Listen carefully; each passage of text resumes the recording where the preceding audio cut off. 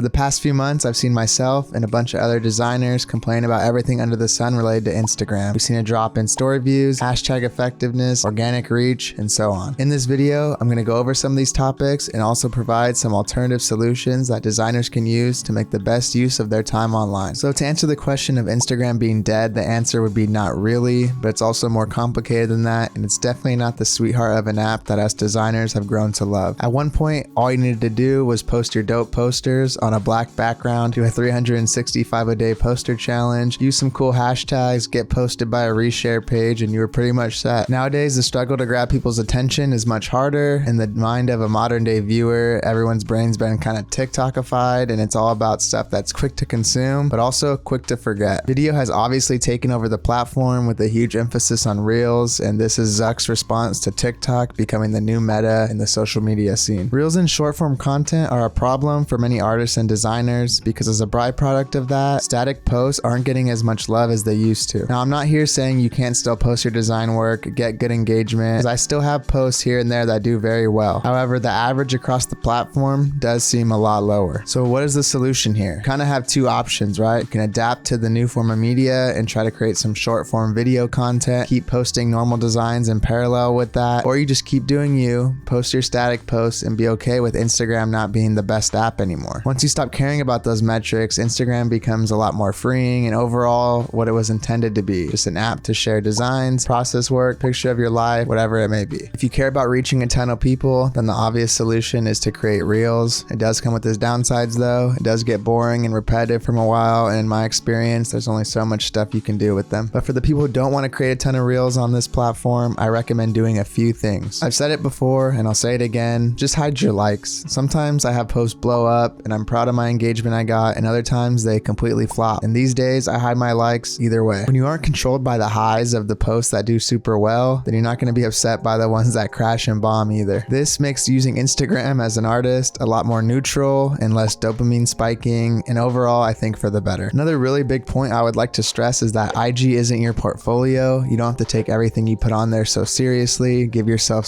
freedom to fail, experiment, try things you may have felt didn't fit your page back in the day, but at this point I would just throw everything out there and see what sticks. Seeing the changes in these apps should give you more confidence than ever that they don't matter and everything you put out doesn't have to be perfect, because these platforms you're putting them on aren't perfect. Overall though, I don't think Instagram's completely dead, but it does have a pretty messy algorithm and it's changed from what artists truly want, and the monetization and opportunities that can happen directly within the app are kind of subpar. Compared to these other apps, the only way I've seen to make money is through this weird IG creator bonus thing. It popped up once for me, it gave me a cool little lump sum, but I've never heard from it again and I don't really know how it works. So for that reason and the other reasons with organic reach and a lot of problems that the app has, I recommend checking out some other platforms and truly owning your audience. So I've spoken about this before, and I think the most important thing is creating a direct relationship with your audience outside of any platform. Austin Kleon in this book, Show Your Work, talks about owning your own place on the internet, and I think that's more important than ever. All this means is simply just having your own website and get your own domain with your name. That way it will always exist and you're not a slave to these different algorithms and social media apps. If you still need a website though, then I recommend you checking out today's video sponsor, ReadyMag. ReadyMag is a cool design tool for creating amazing and unique websites, and it has an intuitive drag and drop editor. Throw everything you want in there to your canvas, start experimenting, and design the web the way you want to. It also has this really cool shots feature that lets you create a sequence of video shots, and some of the stuff you can do with that feature is pretty amazing. Check out ReadyMag today. Just sign up for free without a credit card, or you can check out the special offer that we have for the studio plan. With the studio plan, you can create as many projects as you want, have up to 5 domains, and you can even invite 5 collaborators to work on projects with you. Check out the link in the description and use promo code Jesse, and the first 50 users can get the studio plan for only $20. It's important to not be relying on these apps and have your own place on the internet. If you treated IG as your sole lifeline, once it dies, you're screwed. What if your whole business as an artist or a designer relied on MySpace in the 2000s? Where would you be now? I also recommend starting some kind of newsletter or email list. That way you can always take your audience, collaborators, friends, fellow creatives with you across this crazy landscape of social media nonsense. If you want to check out my own newsletter, Gluesletter, you can check it out in the description below. As much as I'm stressing owning your own place on the internet and having a website, I know how hard that can be to get organic reach without social media. So I do still believe in it as a whole and understand how important it is. So I wanted to give you some of my thoughts on some alternative of platforms for designers and things you can do when Instagram leaves you dissatisfied. The first app I want to talk about, and what seemed like been a lot of my design friends' favorite lately, is Twitter. It feels like a platform for designers and artists that's a lot more fair and overall less stressful and less serious. People have a chance to blow up on there, and you don't have to worry really about caption links, hashtags, or any of that other baggage that comes with Instagram. I've also been using it a lot more freely, posting more work in progress stuff, fun tweets about art, design, and basically just a bunch of other bullshit. And it just feels a lot more like a little fun community. I definitely recommend you starting to branch out and checking out Twitter. And even if you're just posting the same stuff you're putting on Instagram, start putting it on Twitter as well and building your audience over there. So I'm kind of biased, but I still think the best platform these days is YouTube. I know it doesn't work for everyone, and it's more on the content creation side and catered to designers who want to make longer form video content that's related to designer art. I'm not going to talk about it too much. I just wanted to say that it's been very rewarding and it's felt nice to connect with all you. And I really don't think YouTube's going anywhere since it's owned by Google and it's lived through all the ups and downs of other apps. If you have something to say and some kind of videos you want to make, I definitely recommend you starting that now. TikTok. So I know TikTok kind of has a weird stigma to it. A lot of it feels childish and stuff, but there is actually a lot of cool stuff on there. And a lot of the problems designers have with Reels aren't that bad on TikTok. Reels is basically just a shittier version of that app. You can say what you will about the app, but it has the best algorithm I've ever seen, and it's completely fair. I've had posts blow up on there even when I just started and had no followers. The algorithm only cares about the video being good. And I love that because it allows creators to grow organically. I know a lot of designers on Instagram are uncomfortable around creating short form content, but if you're gonna do it, I recommend putting your time into TikTok instead of Instagram Reels. Try some stuff out that takes you out of your comfort zone. Make cool videos, show people your artistic process, share some tips, help out a fellow designer, hop on a trend that gives you a chance to share your work, or even just make some meme style design type of content. Last thing I'll say is just don't write off this app because you think it's only for kids doing dances or people lip singing. I think it has a lot of potential for artists to grow, and it definitely isn't going anywhere anytime soon. So just stop relying solely on Instagram, try out some new things, and own your little corner of the internet. If you want to learn some more stuff and learn about making some side money online as a designer, you can check out this video here. That's it for now. I'll see you next time. Peace.